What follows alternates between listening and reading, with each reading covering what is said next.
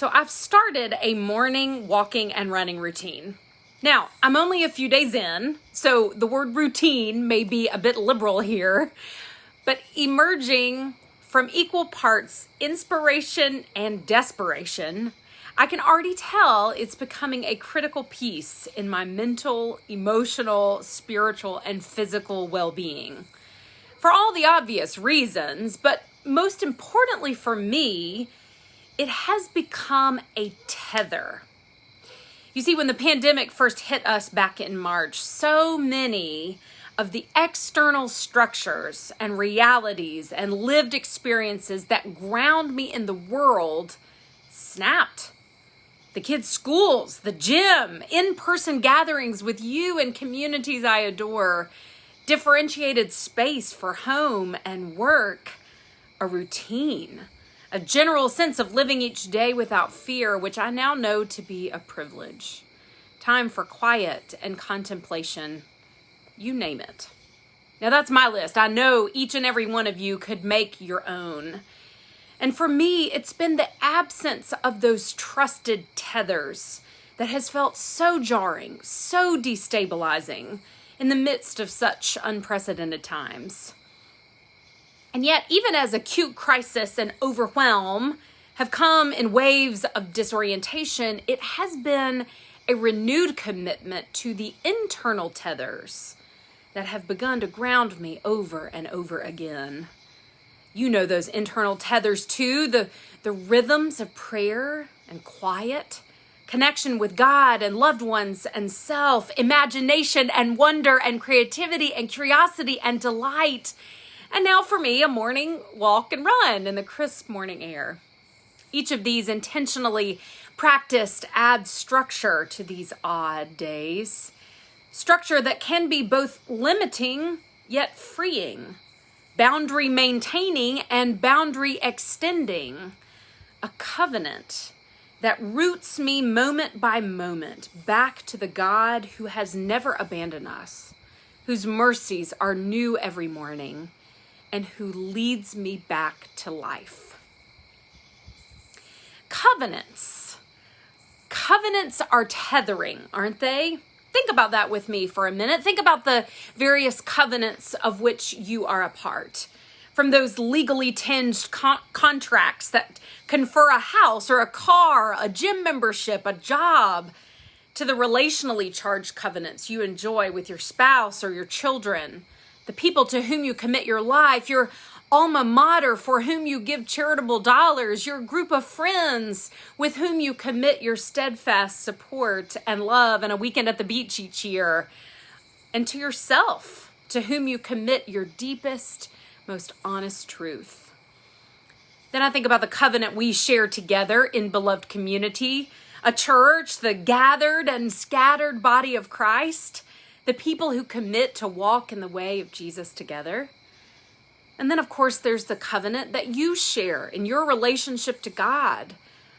A relationship surely of peaks and valleys, but one with a steadfast presence that leads you to life. In each of these instances, a covenant tethers you. It tethers you to your mortgage or your kids or to your friend who is as crazy as he's always been. Covenants restrict your movement, limit your choices. You see, when you sign a contract or when you submit to a covenant, you're unlikely to buy another house when you're committed to one already. You're unlikely to abandon a group of friends who have mattered to you for decades. You're unlikely to walk away from the people who depend upon you and your care for them. You're tethered by the commitment that you have made. Now, sometimes that commitment can feel suffocating. But like the Indigo Girls famously once said, the closer I'm bound in love to you, the closer I am to free.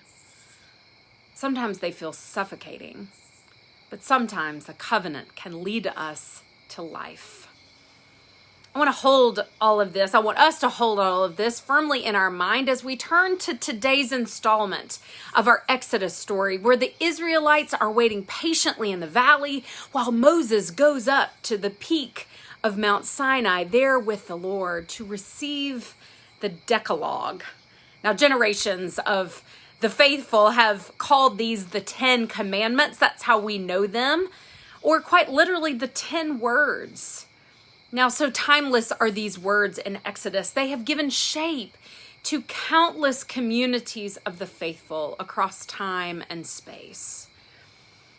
Now, at face value, these 10 commandments, these 10 words might sound to our modern ears like a list of do's and do nots.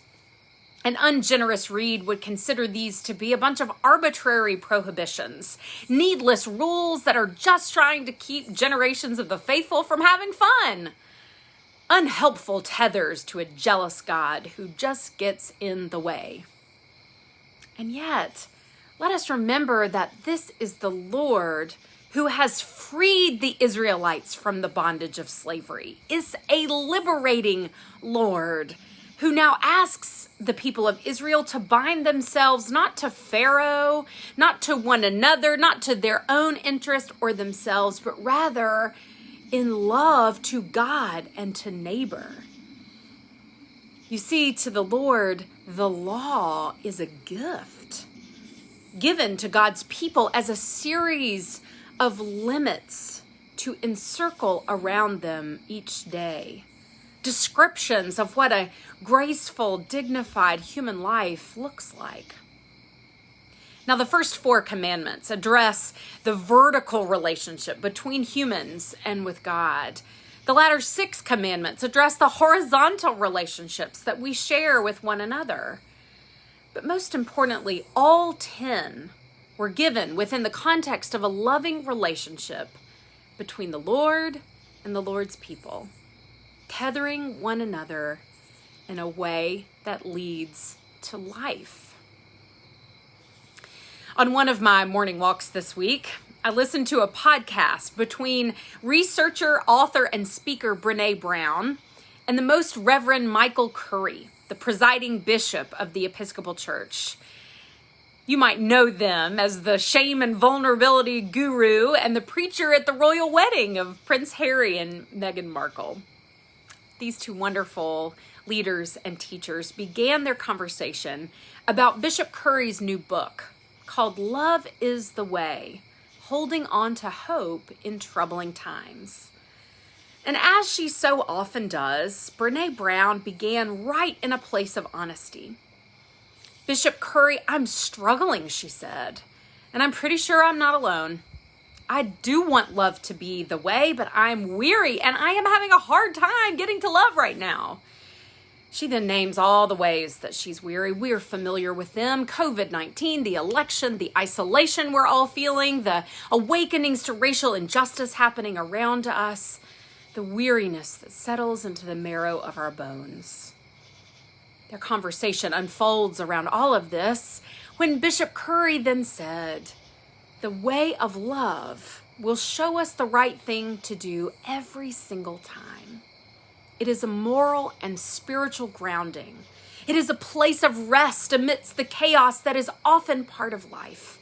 It is how we stay decent in indecent times.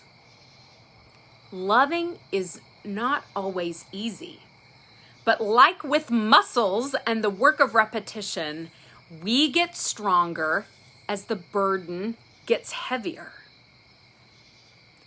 We get stronger as the burden gets heavier, Brene repeated with a question in her voice. We get stronger as the burden gets heavier? You then hear her pregnant pause and a sigh. Are you sure?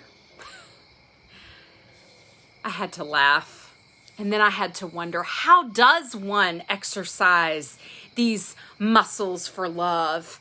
How do we stay decent in indecent times? For when the structures fail and the leaders disappoint and the way of life as we know it crumbles, and it feels like we can all too easily slide into aimless, drifting living each and every day.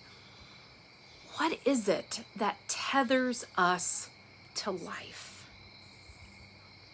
Now, with these questions in mind, I invite you to hear again the 10 Commandments. Hear them not as an external set of rules or structures for your life intended to suffocate, but rather, like Bishop Curry says, as a moral and spiritual grounding, an internal tether to God and one another, a covenant of love, a way to build your muscles toward God's work of love in the world that gives rhythm and shape and purpose and grounding, so that when the burden gets heavier, your love gets stronger. Number 1, you should have no other gods before me.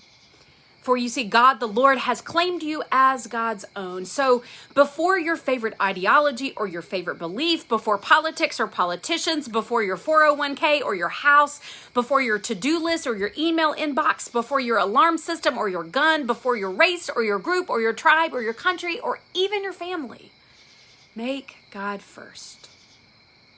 Number 2, you shouldn't make for yourself an idol. For you see, God is not a thing, an artifact that can be bought or sold or consumed or revered. For the Lord is a living God, active and moving intimately in and through for the sake of the world. Number 3, you shouldn't use the Lord's name in a wrongful way. God's name matters.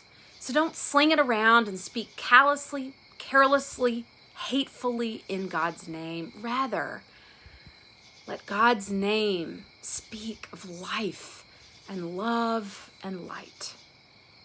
Number 4, remember the Sabbath day and keep it holy. For no longer are you bound to the empires of this world that would have you to believe that your worth is in what you can produce. Trust that you can lay it down and rest. Hallow a day to just simply be, and to remember that God called you first, beloved. Number 5, honor your father and mother. Act in a way that offers regard and affection and concern for these primary figures in your life.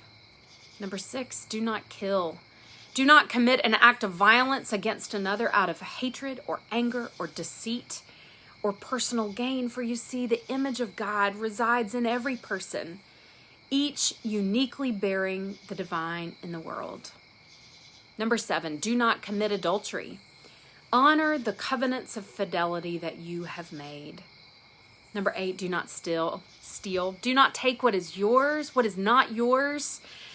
And in so doing, do not deny the dignity of another. Number 9, do not bear false witness. Don't lie. Speak truthfully, constructively, peacefully. Number 10, do not covet. Don't let your heart be consumed with discontent over what you have because of what you don't. And there they are, the 10 Commandments. I confess to you, sometimes I read these and I zoom in and I find all the holes. I think, how is a child with an abusive parent supposed to honor them? What about the taking of lives that inevitably happens in war? How do we know when we're taking the Lord's name in vain? And I find myself like Brene Brown saying, God, are you sure? And yet I'm reminded, when we step back and when we look at them as a whole, the gift that emerges is a gift of covenant that encircles. Covenant that tethers us to one another and to God. And you know, in a time where so much is divided, where so much has disintegrated, where so many of us are disoriented, what a gift, what a grounding. It's hard to imagine that there's much that could be hidden in plain sight in Manhattan. But you know, it's the high wire that millions of people have probably never noticed above them. Encircling 18 miles of the Manhattan skyline, the Eruv, as it's called, owes its existence to the Jewish Sabbath. You see, for observant Jews, the commandment to remember the Sabbath and keep it holy extends to restrictions for what can be done on the Sabbath day. The restrictions are clear and numerable, but there are even restrictions on what can be carried, like a stack of books or groceries or even your child lest it be considered the very work from which God is inviting them to refrain. But you see, for Jews in Manhattan, this eruv, a boundary, acts as a space that, while restrictive, extends the walls of one's private home into a public domain, which has the effect of enabling the freedom to move about on the Sabbath without breaking the law. The boundary expands. Now, in some sense, the eruv reminds me of the 10 Commandments, a tether restricting movement, tightening boundaries to those 18 miles. But in other ways, it's like a tether, grounding one to God and freeing one to love. And friends, like the 10 Commandments, there in the heart of covenant is the way that leads to life. So I invite you, how will you be led to life this week? Amen.